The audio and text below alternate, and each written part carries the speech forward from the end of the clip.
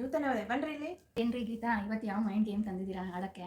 ನಾನು ಇವಾಗ ಒಂದು ತಂದಿದ್ದೀನಿ, ಹೇಳ್ತೀನಿ. ನಾನು ತೋರಿಸ್ತೀನಿ ಫಸ್ಟು, ಆಮೇಲೆ ನೀವು ಆ ಥರ ಮಾಡಿ, ಓಕೆನಾ? ಓಕೆ. ನಾನು ಹಿಂಗೆ ಮಾಡ್ತೀನಿ ಅಂತ ಕರೆಕ್ಟಾಗಿ ನೋಡ್ಕೊಳ್ಳಿ.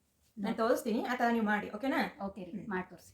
ನೋಡಿ, ಹೀಗೆ ಇಟ್ಕೊಳ್ಬೇಕು. ಹಾಂ, ಇದನ್ನ ಈ ಥರ ಮಾಡಬೇಕು. ಹೌದಾ? ಓಕೆನಾ?